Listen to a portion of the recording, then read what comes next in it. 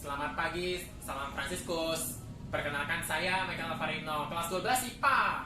Sekarang saya ingin mempresentasikan pelajaran sejarah Indonesia dengan materinya adalah kelebihan dan kekurangan di masa pemerintahan Orba atau Orde Baru yang dipimpin oleh Presiden RI yang kedua, yaitu Soeharto tahun 66 sampai 98. Pertama, kita bahas pengertian Orba atau Orde Baru yang harus dibaca di layar.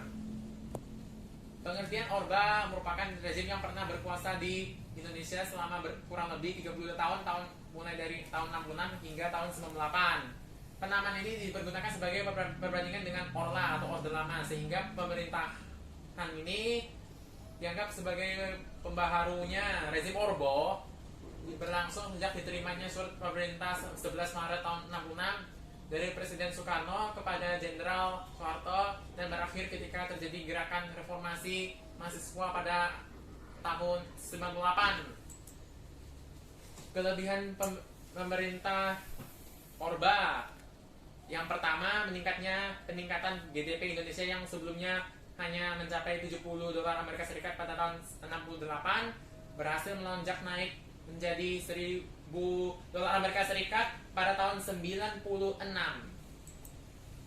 Yang kedua, berhasil melakukan program KB, singkatan dari keluarga berencana, yang pada masa sebelumnya tidak dilakukan. Yang ketiga, semakin banyak rakyat yang pintar membaca dan menulis sehingga tingkat pengangguran dan kemiskinan berkurang. Yang keempat, kebutuhan pangan rakyat terpenuhi atau swasembada pangan. Yang kelima, kestabilan keamanan negara semakin meningkat. Yang keenam, sukses melaksanakan gerakan wajib belajar dan gerakan nasional orang tua asuh atau disingkat GNOTA yang dibaca Genota. Yang ketujuh, berikutnya rencana pembangunan 5 tahun sukses dilaksanakan.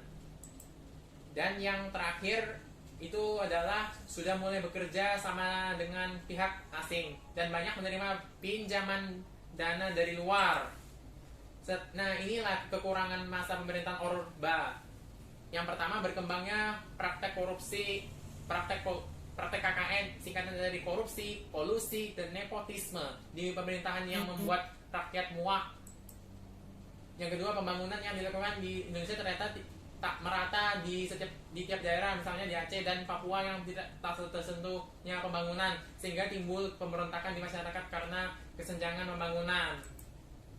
Yang ketiga, pengekangan kebebasan pers.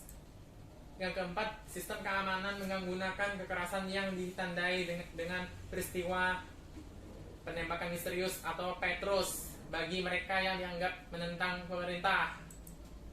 Yang kelima, kekayaan negara banyak dikuasai dan dieksploitasi pihak swasta. Yang keenam, kalangan tentara diikutsertakan mengurusi politik negara atau dui fungsi ABRI. Yang ketujuh, yang berikutnya sih, kekuasaan satu pihak atau presiden yang terus berkelanjutan dan termasuk otoriter tanpa adanya tanda-tanda peralihan kekuasaan.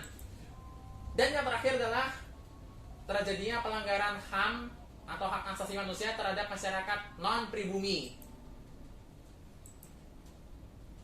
Sekian, selesai atas presentasi saya. Selamat pagi, salam Fransiskus.